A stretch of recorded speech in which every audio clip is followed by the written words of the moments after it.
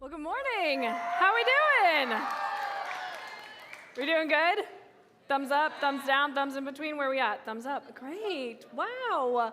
Well, hey, my name is Lauren. If it's your very first time here, we are so glad that you decided to spend your Sunday morning with us. And we are in the middle of a series called Flip the Script. But before we get to that, I want to tell you about something that happened to me a few months ago. Now, last time I was here, I think in June, I talked about how me and some friends went to Universal Studios in Orlando.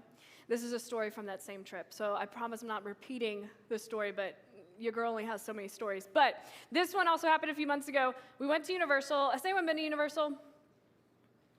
Oh, okay, cool. Quite a few of you. We went to Universal, and they have this new ride there, a new roller coaster called Velocicoaster. Yeah. Yes. Okay, so it opened last summer. I hadn't gotten to see it yet, so when we went a few months ago, I was so excited to see this ride and to ride the roller coaster. So my friends and I, we get there as soon as park opens. I mean, it's 8 a.m. We're walking in, we're getting there as fast as we can, and we go straight to Velocicoaster. I'm so excited. But we get to this ride, and let me tell you, this thing is fast. It's real fast. And you walk, like to get to the front of the line, you're on this walkway that goes underneath the ride. So you're walking underneath the track. And when you walk underneath, the people in the ride are currently upside down and screaming their heads off. And so as we're walking to the ride, I'm like, you know, I don't know anymore. I don't know if this is the way I want to go, okay? And because I noticed another thing about this ride, you know how most roller coasters, you know what I'm talking about? They have like the over-the-shoulder harness. You know what I mean? Not this one. It's just like a piece of plastic that comes into your lap, no buckle, no shoulder, that's it. And I'm like, well, that goes upside down. Like, how am I supposed to stay in this ride? But anyway, my friends are so excited to keep walking, so I keep walking. We get in the line. We get to a security checkpoint where they're like, you gotta have your phone, your watch, your glasses, everything has to be off and in a locker because it's gonna fall off on this ride. I'm like, well, how am I not falling off the ride? So we get in the line, we go to the front of the line, we finally get there, we're about to go on the ride, and they're flying people through this thing. So my friend and I, actually it was Ashlyn and I, we get to the front of the ride and they go, hey, 2, row 1. I was like, row 1? I'm good. I don't need to go row 1. Row 12 sounds really nice. And she's like, just go. You know, you're holding up the line. So we're in the front row of this ride. First time I've ever ridden it. And all of a sudden, I'm like, I should text my mom. I should call home and be like, it's nice knowing you guys.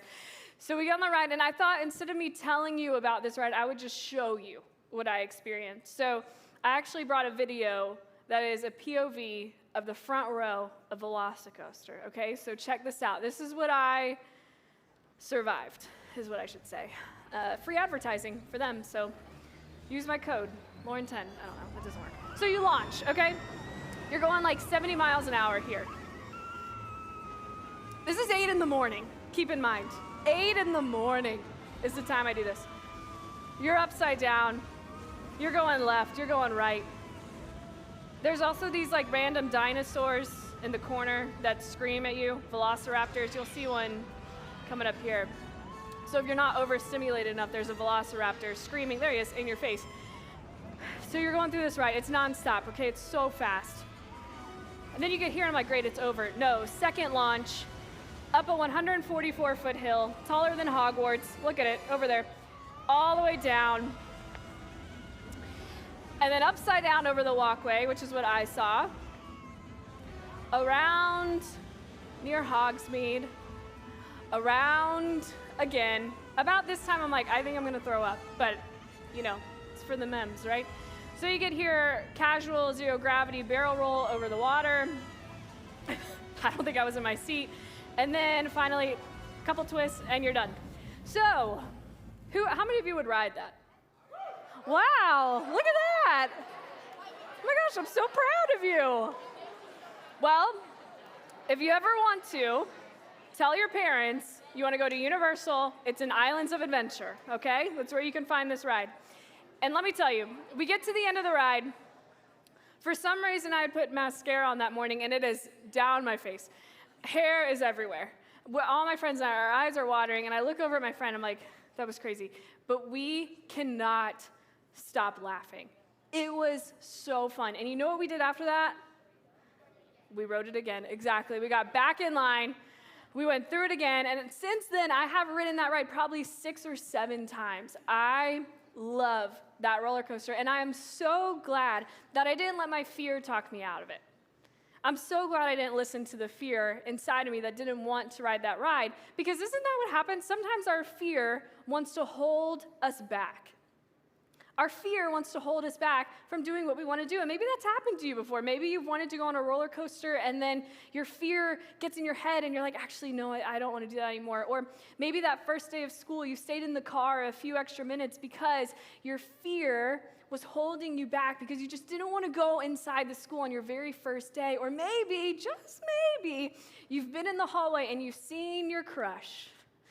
And instead of saying hi like a normal person, you just stare at them down the hall because your fear wants to hold you back from saying anything to them.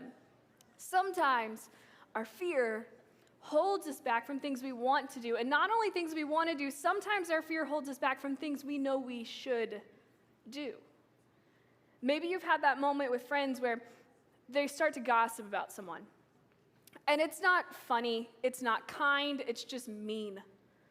And you know it's wrong. You can feel the nerves, you know it's wrong. But your fear holds you back from speaking up. Or maybe you've walked down the hallway before and you've seen someone who's being bullied. You've witnessed it. And you know it's wrong. You know you should say something, you know you should stop it, but your fear holds you back.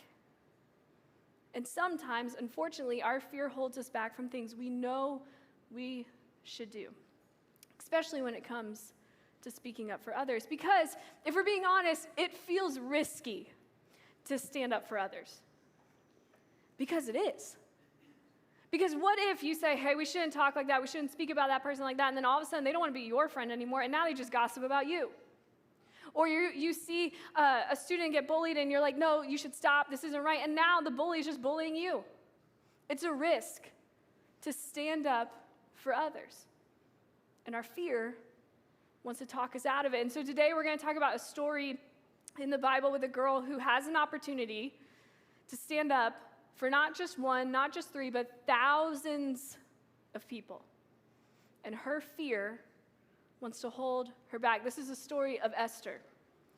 And Esther was a Jewish woman who became queen in the Persian Empire, and that was a really big deal. Because the king, his name is King Xerxes, had left his wife, was looking for a new wife, and pretty much had like a beauty contest to find a wife, which, by the way, if you get married one day or when you date someone, you should date them because you have something in common with them, not just because you're attracted to them, okay? Write that down. That's important to remember. And so King Xerxes picks Esther to be his new queen, but he doesn't know that she's Jewish, which is a really big deal in the Persian Empire. They wouldn't allow anyone Jewish in the royal family. But he picks Esther, she becomes queen, and Esther has a cousin named Mordecai. Mordecai is also Jewish, but has really raised Esther because unfortunately she lost both of her parents at a young age. And then King Xerxes has a royal guard named Haman. So these are all of our characters. King Xerxes has a royal guard named Haman, and Haman hates Mordecai. Does not get along with him, does not like him. Actually, he hates him so much that he wants him dead. Actually, he hates him so much that he wants all of Mordecai's family dead, which includes who? Esther. And actually, he hates him so much that he wants all of the Jewish people in the Persian Empire dead. And so he comes up with a plan. And Haman goes to King Xerxes and says, hey, I've seen some Jewish people, they've just been really misbehaving, and I think it would be best if we just got rid of them. And Xerxes isn't that great of a person. And he says, sure. So Mordecai hears about this. Mordecai hears that there's going to be a decree to kill all of the Jewish people in the Persian Empire. And Mordecai knows that maybe, just maybe, Esther could do something about this because now she's the queen. So Mordecai goes to Esther and says, Esther, I think you can do something about this. I think you can help. But Esther isn't so sure. Her fear wants to hold her back because if you're to go to the king and the king didn't ask to see you, you could die. So she'd have to go to the king.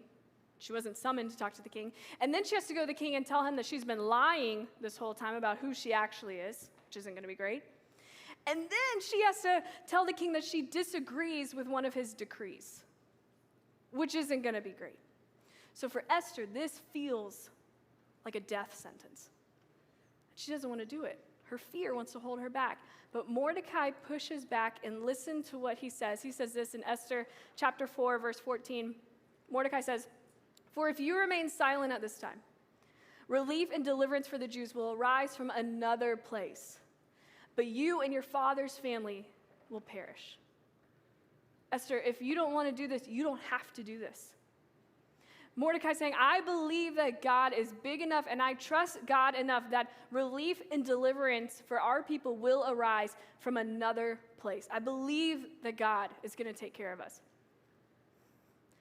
But what if? And he goes on, he says this,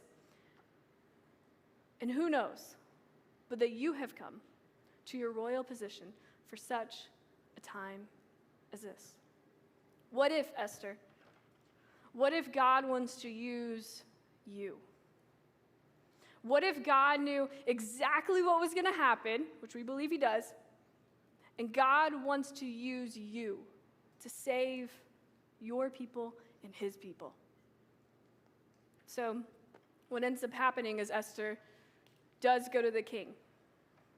She goes to the king. He lets her in. She tells him she's Jewish. He forgives her. And then she tells him she disagrees with this decree because it would hurt all of her people. And he realizes that Haman was behind this the whole time and gets rid of Haman, ends the decree. So Esther, in that moment, she made a decision and she spoke up for her people. She went to the king and she spoke up and she advocated for her people, but she didn't stop there. Esther took it one step further, and I think we can learn so much from her in this moment. She didn't just speak up, but she showed up for her people because then she went to the king and they decided a new decree that would say if anyone tried to harm or kill a Jewish person, the Jewish person could fight back and they would not get in trouble for defending themselves, which had not been the case. So not only does she speak up and save her people, she shows up and protects them. And I think there is so much for us to learn in that because a lot of us, we can be really good at speaking up. We can be really good at pointing something out and saying, that's wrong, that's not okay. But to show up and to do something about it, that's when our fear really wants to take over. But Esther didn't let that happen. You see, what's true for Esther is what's true for every single one of you is that God can and will and wants to use you. And there will be a time in your life, and maybe you can look back and you can already see that, but there will be a time in your life where all of a sudden you feel your fear rise up, but you know that God wants you to speak up and to show up for others. And we have to choose to say no to our fear and say yes to what God is calling us to do. So maybe, just maybe, you are in your friend group for a reason. Maybe you are in your small group for a reason. Maybe you are in your family for a reason, for such a time as this. And maybe, just maybe, God wants to use you to stand up and to show up for others.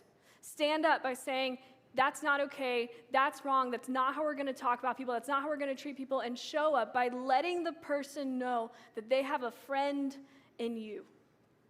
That they can trust you, that they're safe with you. You're not just going to speak up, but you're going to show up for them. You're going to be there for them.